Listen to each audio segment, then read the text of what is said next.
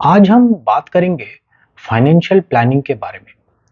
कितने लोग ऐसे हैं जो अपने लाइफ में एक फाइनेंशियल प्लान को फॉलो करते हैं। जनरली प्लानिंग हम लोग का स्ट्रॉन्ग पॉइंट होता नहीं है और फाइनेंशियल प्लानिंग तो लगभग हम सभी का वीक ही होता है। तो एक फाइनेंशियल प्लानिंग करना और उसको फॉलो करना इतना डिफिकल्ट क्यों हो जाता है? अगर मैं यहाँ पर आपको ये कहूँ कि फाइनेंशियल प्लानिंग एग्जीक्यूशन एक बहुत ही आसान एक्टिविटी है, तो ये गलत हो। शायद ये एक्टिविटी इतनी कॉम्प्लिकेटेड होती है और इतनी मल्टीटास्क ओरिएंटेड एक्टिविटी होती है, इसी कारण से मेजॉरिटी लोग फाइनेंशियल प्लानिंग कर नहीं पाते। पर क्या इसका ये मतलब है कि हम फाइनेंशियल प्लानिंग करना ही छोड़ दें? हम फाइनेंशियल प्लान को एग्जीक्यूट करने का सोचना ही छोड़ दें?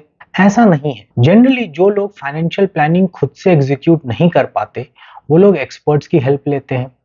पर हम जैसे लोग जो कि एक्सपर्ट्स अफोर्ड नहीं कर सकते, वो फाइनेंशियल प्लानिंग कैसे करें और उसको एग्जीक्यूट कैसे करें? फाइनेंशियल प्लानिंग की जो एग्जीक्यूशन है, that is totally dependent on how well you have planned the activities. और जब हम प्लानिंग की बात करते हैं, यहाँ पर विजुअलाइजेशन ऑफ एक्टिविटीज बहुत जरूरी है कि वो कौन कौन से एक्टिविटीज हैं जिनको हमको प्लान करना है और जिनको हमको एग्जीक्यूट करना है। एक फाइनेंशियल प्लान में बहुत सारे एक्टिविटीज होते हैं।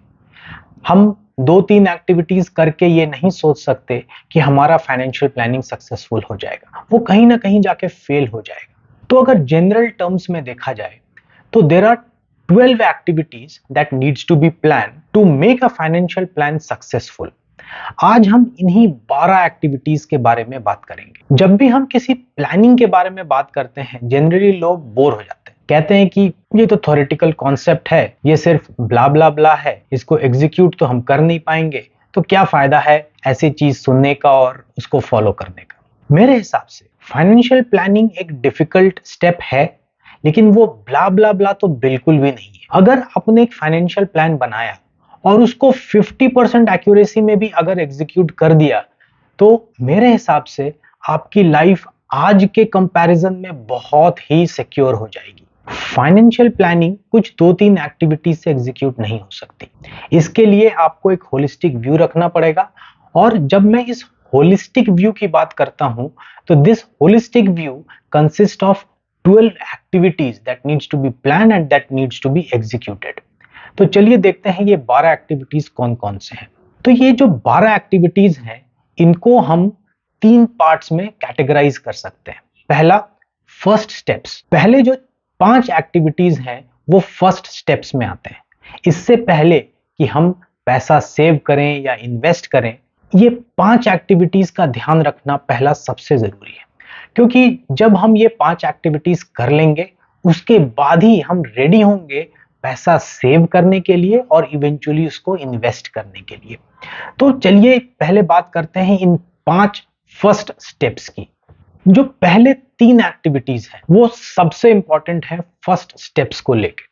कोई भी इंडिविजुअल, सपोज वो अपनी कॉलेज की पढ़ाई कंप्लीट करता है और वो जॉब में एंटर करता है, ऐसा बंदा जैसे ही उनकी फर्स्ट सैलरी आना स्टार्ट हो जाए, ये पहली 3 एक्टिविटीज तो उनको इमीडिएटली कर लेनी चाहिए। पहला, उन्हें एक हैबिट डालना पड़ेगा सारे बिल्स को समय पर पे करने का। ये हैबिट स्टार्ट करना बहुत ही जरूरी है। आपको लगेगा बिल पेमेंट्स फाइनेंशियल प्लानिंग का पार्ट कैसे हो सकता है?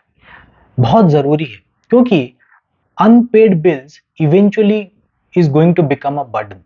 और एक बार ये बर्डन एक्यूमुलेट होने लगेगा तो आपके फाइनेंसेस पे ये बहुत ही एडवर्स इफेक्ट डालता है। पहला तो लेट पेमेंट फीस लगेंगे। दूसरा, आपकी साइकोलॉजी भी हैम्पर होगी कि आप बिल समय पर पे नहीं कर रहे हैं। तो आपके फाइनेंसेस को डीक्लटर करने का जो सबसे पहला स्टेप यही है कि आपको सबसे पहले एक हैबिट डेवलप करना पड़ेगा कि जो भी बिल जनरेट होती है वो आपको समय पर ही उसको पे करना है, ड्यू डेट के विद इन ही पे करना है। इलेक्ट्रिसिटी बिल हो गई, वाटर बिल हो गई, गैस की बिल हो गई, क्रेडिट कार्ड बिल हो गए, अगर स्कूल फीस है तो स्कूल फीस पे करना है। तो ये जो सारे एक्टिविटीज हैं, इनको पहले तो किसी एक जगह नोट डाउन कर लीजिए सारे एक्टिविटीज को, कि ये सब बिल्स हैं जो हर महीने मुझे पे करने हैं। और पहला दिन, जिस दिन आपके बैंक अकाउंट में आपका सैलरी क्रेडिट होता है, उस दिन इस लिस्ट को खोलें और एक एक करके सारे बिल्स को उसी दिन पे कर दें। दूसरा, आपको अपने लाइफ को प्रॉपर्ली इंश्योर्ड करना बहुत जरूरी है, तो इंश्योरेंस परचेज करना है आपको। दो इंश्योरेंस जो बहुत जरूरी है परचेज करना। सबसे पहला, आप जब अपने अर्ली 20s में हैं तो आपको एक हेल्थ इंश्योरेंस बाय कर लेना है। अगर आप अभी बैचलर हैं तो अपने लिए हेल्थ इंश्योरेंस बाय कर लें। अगर आप मैरिड हैं तो अपने स्पाउस के लिए हेल्थ इंश्योरेंस बाय कर लें। और अगर आपकी फैमिली भी बड़ी हो गई है तो आप पूरे फैमिली के लिए एक हेल्थ इंश्योरेंस पैकेज अपने 20s में ही ले लें। बहुत सस्ता भी पड़ता है और अपने स्टैंडर्ड ऑफ लिविंग के हिसाब से एक हेल्थ इंश्योरेंस तो इमीडिएटली बाय करना जरूरी है। मिनिमम हेल्थ कवरेज जो आपको लेना चाहिए वो होगा आपका एनुअल पैकेज डिवाइडेड बाय 2। अगर आपका एनुअल पैकेज 10 लाख रुपए है तो आपको एटलीस्ट 5 लाख रुपए का हेल्थ इंश्योरेंस कवर तो आपको लेना ही चाहिए। दूसरा जो इंपॉर्टेंट इंश्योरेंस है वो है लाइफ इंश्योरेंस। आप एक टर्म प्लान ले लें, अपने 20s में ले लें। अगेन बहुत सस्ता पड़ेगा और टिल 80-85 ईयर्स ऑफ एज ऐसा वाला पैकेज ले लें, ऐसा एक टर्म इंश्योरेंस ले लें। अगेन अगर आप अकेले हैं तो अपने लिए खरीदें, अगर आपकी पूरी फैमिली है तो हर फैमिली मेंबर के लिए एक टर्म प्लान लेके रख दें। 20s में आप ले लेंगे, 30s में ले लेंगे, बहुत सस्ता पड़ेगा आपको ये टर्म प्लान। और ये एक ऐसी एक्टिविटी है जो इनिशियली एक कॉस्ट बियरिंग एक्टिविटी लगती है, पर जब इमरजेंसी स्ट्राइक करती है उस समय आप अपने आप को बहुत थैंक्स करोगे कि आपने ये दोनों हेल्थ पॉलिसीज और लाइफ इंश्योरेंस पॉलिसीज खरीद के रखी थी। तो ये बहुत इंपॉर्टेंट है। तीसरा जो इंपॉर्टेंट एक्टिविटी है जो आपके जॉब स्टार्ट होने के फर्स्ट फ्यू मंथ्स में ही कर लेना चाहिए, वो तीसरा एक्टिविटी है टैक्स प्लानिंग। आपको अगर सैलरी मिलता है और अगर टैक्सेबल लिमिट में आपकी सैलरी है तो आपको इनकम टैक्स पे करना पड़ेगा। पर सरकार ने बहुत सारे मेथड्स ऐसे निकाले हुए हैं जहां पर कि आप इनकम टैक्स डिडक्शन क्लेम कर सकते हो और इवेंचुअली आपको टैक्स नहीं पे करना पड़ेगा। तो ये जो टैक्स प्लानिंग वाला पार्ट है, ये आप किसी एक्सपर्ट से या अपने फ्रेंड से या अपने पेरेंट्स से इसके बारे में बात करो और पहले दिन से ही इनकम टैक्स प्लानिंग स्टार्ट कर दो। तो ये फर्स्ट 3 एक्टिविटीज हैं हमारे फर्स्ट स्टेप के। जो बैलेंस 2 एक्टिविटी हैं वो अब थोड़े से कॉम्प्लिकेटेड हो जाएंगे और थोड़े से इंपॉर्टेंट हो जाएंगे। जो दूसरा 2 स्टेप है, पहला तो है आपको अपना एक इमरजेंसी फंड बिल्ड करके रखना है। अब ये इमरजेंसी फंड क्या है? आप सपोज कर लीजिए कि आपका एक फिक्स डिपॉजिट है, आपके बैंक में पड़ा हुआ है और ये फिक्स डिपॉजिट आपका इमरजेंसी फंड है। कुछ लाइफ में इमरजेंसी आती है तो आप यहां से पैसा निकाल के उस इमरजेंसी को टेक केयर करेंगे। अब इस इमरजेंसी फंड को बिल्ड करने का थंब रूल क्या है कि अगर सपोज आपकी मंथली सैलरी 1 लाख रुपए है तो आपकी जो इमरजेंसी फंड होनी चाहिए वो 1 लाख मल्टीप्लाई बाय 6 होनी चाहिए। मिनिमम मनी जो आपके इमरजेंसी फंड में होना चाहिए वो 6 लाख रुपए होगा। अगर आपकी सैलरी 10,000 है तो 60,000 रुपए की इमरजेंसी फंड होगी। अगर आपकी सैलरी 1 लाख है तो 6 लाख रुपए का इमरजेंसी फंड आपके इमरजेंसी फंड अकाउंट में जमा होना चाहिए। जो 5वीं एक्टिविटी है, आजकल बहुत लोग इस रूल को फॉलो नहीं करते, पर मेरा ऐसा मानना है कि जल्दी से जल्दी, जितनी जल्दी से जल्दी हो सके, आप एक अपने लिए घर खरीद लें। अब आप कहोगे कि अभी इनिशियली मेरी जॉब ही स्टार्ट हुई है, मेरी सैलरी भी ज्यादा नहीं है, मैं घर कैसे खरीद लूं? कुछ लोग ऐसा भी कहते हैं कि मैं तो इस सिटी में रह रहा हूं, इस सिटी में तो मुझे ज्यादा दिन रहना नहीं है, तो मैं घर क्यों खरीदूं इस सिटी में? तो आपको एक पर्टिकुलर सिटी में घर खरीदने की जरूरत नहीं है। जहां आप रह रहे हो वहीं मत खरीदो, कहीं भी खरीद लो, अपने नेटिव प्लेस में खरीद लो। और जरूरी नहीं है कि आप एक्सपेंसिव हाउस ही खरीदो। अगर आपकी बजट सपोज एक 3 टायर सिटी में घर खरीदने की आपकी बजट है, आप जरूरी नहीं है 2 BHK ही खरीदो, 3 BHK ही खरीदो, 1 BHK खरीद के रख लो। जरूरी नहीं है उसमें जाके आपको रहना ही है, बट एक रियल एस्टेट प्रॉपर्टी जितनी जल्दी जल्दी आप खरीद लो उतना बेटर होगा। बहुत लोग इस रूल को फॉलो नहीं करते। आजकल ट्रेंड ऐसा हो गया है कि रेंट पे ही रहो, घर बहुत कॉस्टली हो गई है तो घर खरीदने का कोई मतलब नहीं है। जो पैसा आप EMI में दोगे उस पैसे को कहीं इन्वेस्ट कर दो। आजकल ऐसा ट्रेंड स्टार्ट हो गया। मैं इस रूल को बिल्कुल नहीं मानता। मैं ये मानता हूं कि जितनी जल्दी, जितना अर्ली आप अपने लिए घर खरीद सको वो बेटर है। ऐसा हो सकता है कि आज आप जिस शहर में काम कर रहे हो उस शहर में आपको ज्यादा दिन रहना नहीं है, तो आप उस शहर में घर क्यों खरीदो। ये बात सही है। कुछ लोग ऐसा भी है कि जो लोग दिल्ली मुंबई जैसे सिटीज में रहते हैं जहाँ की प्रॉपर्टी प्राइसेस बहुत हाई हो चुकी है, तो वहां पर भी वो घर खरीदने में संकोच करते हैं। पर मेरा ऐसा मानना है कि इन सब संकोच को कुछ देर के लिए साइड कर दीजिए। These are only confusing you. आप दिल्ली में रहते हो तो दिल्ली के आउटस्कर्ट्स में कहीं प्रॉपर्टी खरीदो। जरूरी नहीं है 2 BHK ही खरीदना, जरूरी नहीं है उस घर में खरीद के आपको उसी घर में रहना है। बस एक घर के नाम पे एक रियल एस्टेट प्रॉपर्टी खरीद लो, छोटा सा ही प्रॉपर्टी खरीदो, 1 BHK ही खरीदो, लेकिन खरीदो अपने जॉब के अर्ली डेज में ही खरीदो और उसी दिन से EMI पे करना स्टार्ट कर दो। अब उस टाइम में आपके पास बहुत कैपिटल तो होगा नहीं। डाउन पेमेंट के लिए अगर पेरेंट्स से हेल्प ले सकते हो, पेरेंट्स से हेल्प ले लो, बैलेंस लोन ले लो। तो कहने का मतलब ये है कि यहाँ पर loan management is not a priority. यहाँ पर आप पेरेंट्स से हेल्प भी ले सकते हो, लेकिन एक छोटा सा 1 BHK का घर आपको अपने अर्ली डेज में 20s में ही एक प्रॉपर्टी खरीद लेनी है। आप उसमें मत रहो, उसको रेंट पे डाल दो, लेकिन आप एक प्रॉपर्टी तो खरीद। इनिशियल जो पहले 5 स्टेप्स हैं वो हमने देख लिए। अब जब ये पहले 5 स्टेप्स आप ले लेते हो, तब आप रेडी हो जाते हो नेक्स्ट स्टेप में जाने के लिए, जो कि है सेविंग्स मोड वाली स्टेप। अब इस सेविंग्स मोड वाली स्टेप में जो पहला एक्टिविटी है वो अफोर्डेबिलिटी कैलकुलेशन है। ये थोड़ी सी कॉम्प्लिकेटेड स्टेप है और बिना इस स्टेप को किए हुए आप बाकी और कोई भी एक्टिविटी नहीं कर पाओगे। तो अफोर्डेबिलिटी कैलकुलेशन क्या है ये मैं आपको थोड़ी से डिटेल में समझा। सबसे पहला तो अफोर्डेबिलिटी कैलकुलेशन के लिए आपको एक लिस्ट ऑफ एक्सपेंस एक्टिविटीज अपने बनाने होंगे। सपोज आपके 10 एक्सपेंस एक्टिविटीज है और आपकी salary let's suppose 1 lakh per month है, तो आप इन 10 एक्टिविटीज में अपने 1 लाख के सैलरी को किस तरह डिस्ट्रीब्यूट करोगे। अब सपोज आपकी 1 लाख सैलरी है और आपको लगता है कि आपके मंथली ग्रोसरी में आपको करीब 8 से 10 हजार रुपए लगते हैं, तो जो फर्स्ट एक्टिविटी है आपकी ग्रोसरी वाली, वहां पर आप एक बजट वैल्यू डाल दो 8,000 रुपए पर मंथ। तो 1 लाख में 8,000 रुपए आप ग्रोसरी में पे कर रहे हो। सपोज आप रेंट पे रहते हो घर पे और आपकी रेंट लेट से 15,000 पर मंथ है, तो रेंट के अंडर में आप फिर 15,000 रुपए डाल दो।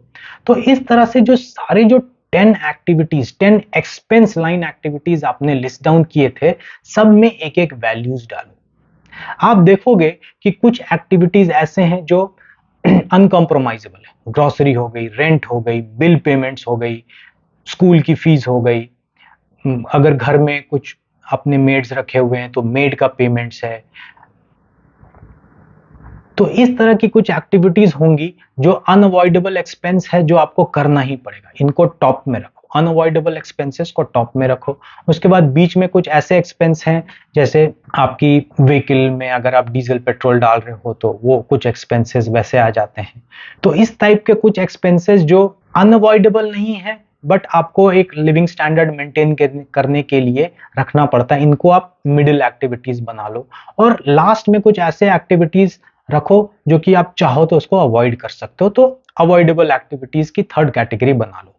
और इन सारे एक्टिविटीज को 10 एक्टिविटीज जैसे आपने लिस्ट डाउन किए थे, तो इन 10 एक्टिविटीज को 3 कैटेगरी में पहले कैटेगराइज करो और हर एक्टिविटीज को एक एक नंबर दे दो।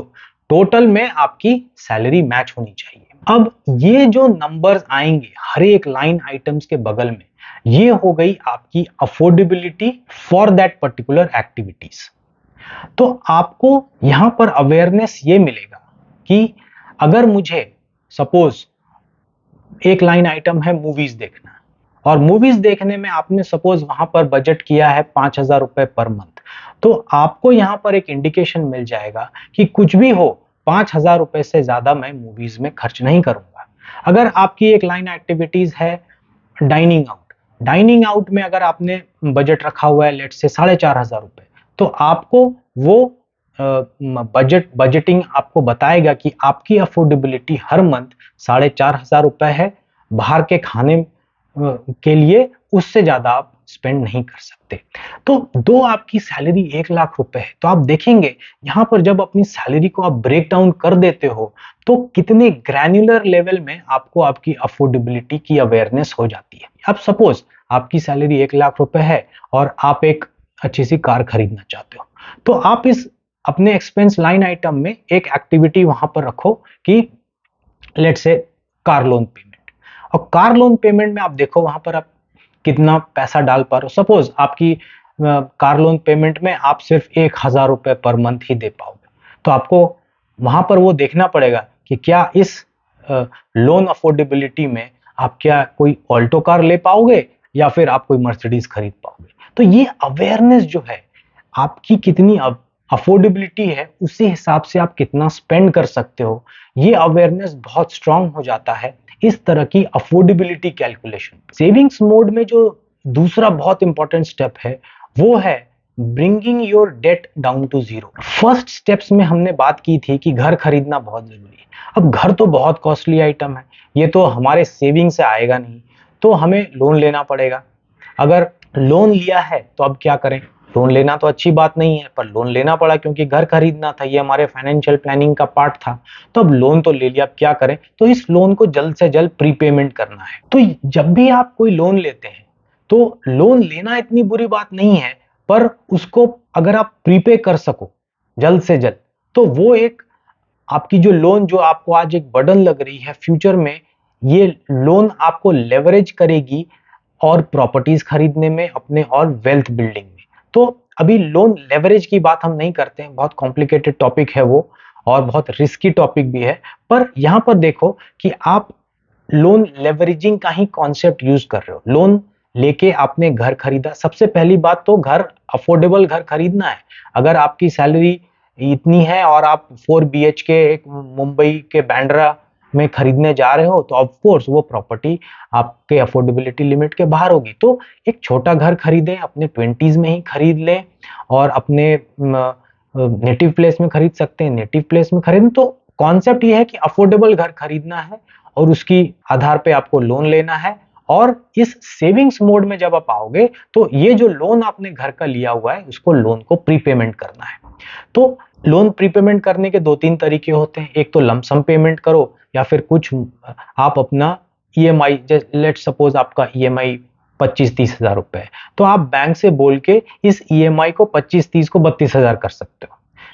30,000 पे करना है पर आप 32,000 पे करो। तो ये भी एक मोड है प्रीपेमेंट का, जहां पर कि आप हर महीने 2-2 हजार एक्स्ट्रा दे रहे हो और वो आपके प्रिंसिपल को रिड्यूस कर रहा है। ये एक लोन प्रीपेमेंट करने का बहुत ही इफेक्टिव तरीका है। अगर आप अपने ईएमआई का लोड नहीं बढ़ाना चाहते तो हर मंथ कुछ कुछ रिकरिंग डिपॉजिट में सेव करते रहें और साल के एंड में जाके बैंक में जाके अपने लोन को प्रीपेमेंट कर दें। तो बहुत इंपॉर्टेंट है प्रीपेमेंट मोड में रहना। लोन लेना इतनी बुरी बात नहीं है पर उसको रेगुलरली प्रीपेमेंट करता रहना। लोन अगर 20 साल का है तो उसको 10 साल में ही खत्म करने का टारगेट रखिए, लोन प्रीपेमेंट करते रहिए और 10 साल में अपने लोन को खत्म कर दीजिए। घर जैसे प्रॉपर्टी खरीदने में अगर आपको लोन लेना पड़ रहा है तो वो इतनी बुरी बात नहीं है। लोन से बचना जरूरी है, लेकिन अगर प्रायोरिटी आपको आपके घर को देना है वर्सेस लोन मैनेजमेंट को देना है तो लोन मैनेज हो सकता है, घर खरीदना बहुत जरूरी है, इसको बिल्कुल अवॉइड ना करें। तो loan prepayment becomes the second important activities when you go into the saving mode. तीसरी एक्टिविटी है वो बहुत बहुत इंपॉर्टेंट है। आई थिंक अभी तक हमने जितनी भी एक्टिविटीज डिस्कस की, सबसे इंपॉर्टेंट एक्टिविटीज सेविंग्स मोड में ये थर्ड स्टेप है, जिसको मैं कहता हूं पे योरसेल्फ फर्स्ट। ये एक रॉबर्ट कियोसाकी का कॉन्सेप्ट है, जहां पर कि रॉबर्ट कियोसाकी कहते हैं मंथ के पहले दिन जब आपको सैलरी मिलता है तो उस दिन आप अपने आप को कुछ पैसा पे करो। जैसे कंपनी आपको सैलरी पे करती है, आप अपने आप को कुछ सैलरी पे करो। और सपोज आपकी सैलरी 1 लाख रुपए है और आपने डिसाइड किया कि ठीक है, कंसिडरिंग माई एक्सपेंस बजट, मैं अपने आप को 10,000 रुपए हर मंथ पे करूंगा। तो पे योर सेल्फ दिस अमाउंट।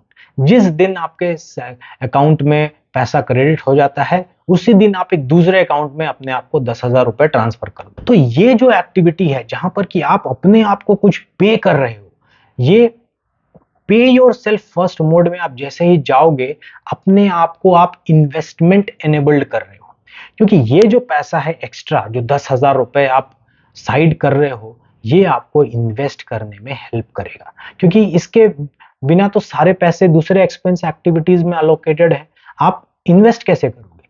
तो ये जो पे योर सेल्फ वाली जो मनी है, यहां से आप अपना इन्वेस्टमेंट कर पाओगे। तो जो तीसरा मोड आता है हमारे फाइनेंशियल प्लानिंग का, वो आता है अब इन्वेस्टमेंट मोड। अब इन्वेस्टमेंट मोड के लिए आपने जो सेविंग्स वाली स्टेप थी, वहां पर एक इन्वेस्टमेंट का फंड आपने जनरेट कर लिया। कैसे कर लिया? वो जो पे योर सेल्फ फर्स्ट वाली जो मनी थी, वो आपकी एक्चुअली इन्वेस्टमेंट मनी है, वहां से लेके आप सारे इन्वेस्टमेंट अभी प्लान करोगे।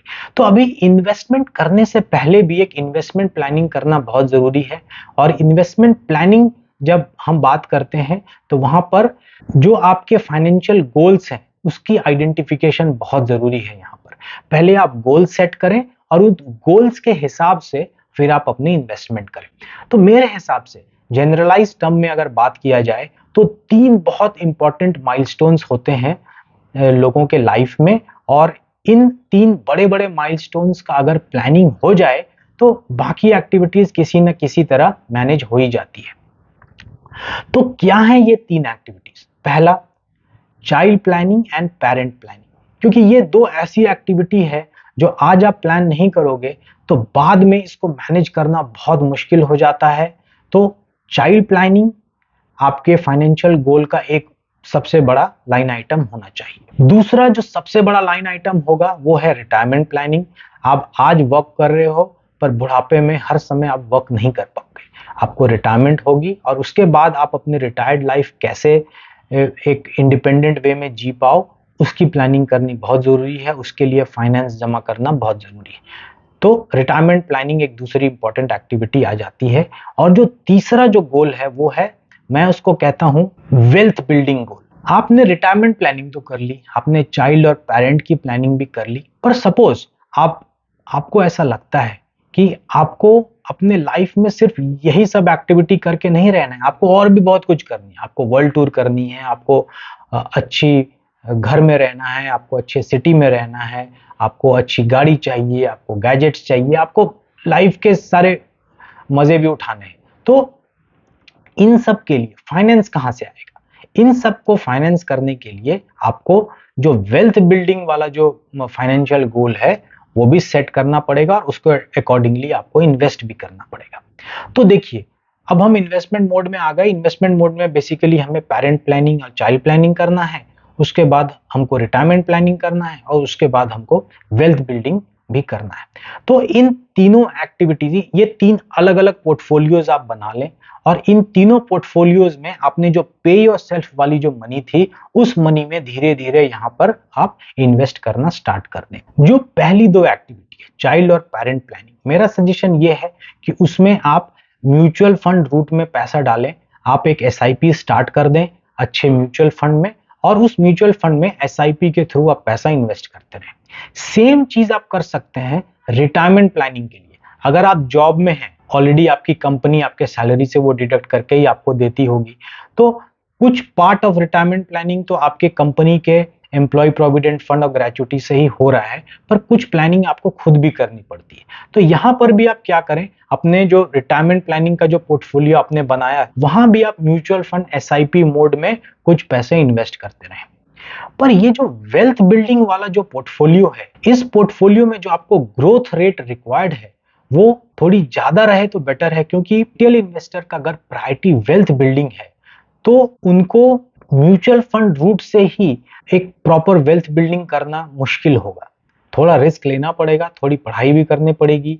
स्टॉक्स के बारे में आप थोड़ी पढ़ाई कीजिए, फंडामेंटल एनालिसिस के बारे में पढ़ाई कीजिए, और अकॉर्डिंगली आप फिर अपने नॉलेज बेस के हिसाब से स्टॉक्स में डायरेक्ट इन्वेस्ट कर सकते हैं। तो वेल्थ बिल्डिंग पोर्टफोलियो में आप स्टॉक्स को रखें, पर यस, स्टॉक्स बहुत रिस्की होते हैं, उसके लिए आपको थोड़ी सी स्टडी करनी पड़ेगी, और प्रॉपर स्टडी के बाद अगर आप स्टॉक में इन्वेस्ट करोगे, तो लॉन्ग टर्म में ये स्टॉक पोर्टफोलियो बहुत अच्छे रिटर्न जनरेट करके दे सकते हैं।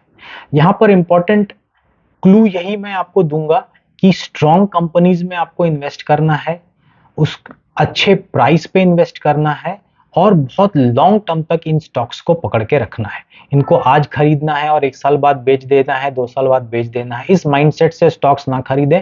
स्टॉक्स ऐसे माइंडसेट से खरीदें कि आज खरीदूं और उसको जिंदगी भर होल्ड करके रखना है। तो यहाँ पर जो आपकी 3 इन्वेस्टमेंट पोर्टफोलियो है, child and parents portfolio, retirement portfolio और जो ये वेल्थ बिल्डिंग वाली जो पोर्टफोलियो है, ये तीनों पोर्टफोलियो धीरे धीरे आपके नेटवर्थ को इतनी बड़ी कर देगी, प्रोवाइडेड आप रेगुलरली उसमें इन्वेस्ट किए जा रहे हो। तो इनिशियली आप बहुत कम से भी स्टार्ट करो, 500 रुपए पर मंथ। हर पोर्टफोलियो में मे बी आप 500 रुपए पर मंथ के हिसाब से ही इन्वेस्ट कर पा रहे हो, इतनी आपकी अफोर्डेबिलिटी है। Start like that.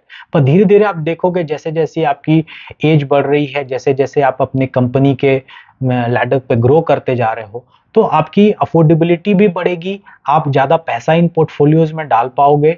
और over a period of time, अभी तो आप मे बी 20s में हो, पर आप जब 40s 50s में पहुंचोगे तो आप देखोगे ये पोर्टफोलियो कितनी बड़ी हो गई है। क्योंकि नॉट ओनली आप अपने पॉकेट से यहाँ पर पैसा डाल रहे हो, पर ये पैसे अपने स्पीड में ग्रो भी करते हैं, बहुत अच्छे स्पीड में ग्रो करते हैं। और इतने बड़े टाइम होराइजन में, अगर आपके पास 20-30 साल का टाइम होराइजन है, तो ये पैसे बहुत बहुत स्पीड में ग्रो कर सकते हैं। तो ये जो 12 स्टेप्स हमने अभी डिस्कस किए, ये 12 स्टेप्स बहुत लॉजिकल है, एकदम फ्लो में मैंने इन एक्टिविटीज को सेट किया हुआ है। अगर इस फ्लो में इन एक्टिविटीज को किया जाए तो एक कंप्लीट फाइनेंशियल प्लानिंग इसको कहा जा सकता है। पर इंपॉर्टेंट यहाँ पर समझना ये है कि ऐसा नहीं है कि ये फाइनेंशियल प्लानिंग की जो स्टेप्स है, आपने स्टेप 1 कर ली, उसके बाद वो स्टेप खत्म, जिंदगी भर आप उसको नहीं देखना है, ऐसा नहीं है। ये एक्चुअली लूप्स में चलता रहता है, बार बार आपको रिव्यू करते रहना पड़ेगा। जैसे जैसे आपके स्टैंडर्ड ऑफ लिविंग आपकी बढ़ती है, ये सारे 12 स्टेप्स जो है इनको बार बार आपको विजिट करना पड़ेगा। अब जैसे कि आज आपकी सैलरी 1 लाख रुपए है और सपोज आपकी जो मंथली एक्सपेंस रिक्वायरमेंट है वो 80,000 रुपीज है, तो 80,000 रुपीज आपकी अगर मंथली रिक्वायरमेंट है आज के डेट में, वो क्या 5 साल बाद सेम ही रहेगी? वो बढ़ जाएगी, आपकी सैलरी भी बढ़ जाएगी, तो आपको उसी अकॉर्डिंगली अपनी इमरजेंसी फंड भी बढ़ानी पड़ेगी। अगर महंगाई बहुत बढ़ रही है और आज आपने 3 लाख रुपए का इंश्योरेंस लिया हुआ है, तो कल आपको उसको बढ़ा के 5 लाख करना पड़ेगा। तो ये लाइफ के हर स्टेज में, हर 2-3 साल में आपको सारे स्टेप्स को रिव्यू करने पड़ेंगे, उसको एनहेंस करने पड़ेंगे। और चूंकि आपकी अफोर्डेबिलिटी भी बढ़ते जाएगी, उस समय आपकी सैलरी बढ़ते जाएगी, आपकी एक्सपेंस तो बढ़ रही है लेकिन सैलरी भी बढ़ते जाएगी। आपको ये सारे 12 एक्टिविटीज को बार बार विजिट करना है, को उसकी स्क्रूटिनी करनी है और अकॉर्डिंगली उसको फिर से फंडिंग करता रहना है। I hope you like this financial planning video. अगर आपको अच्छा लगे तो प्लीज लाइक, शेयर और कमेंट करें और प्लीज मेरे चैनल को सब्सक्राइब करें।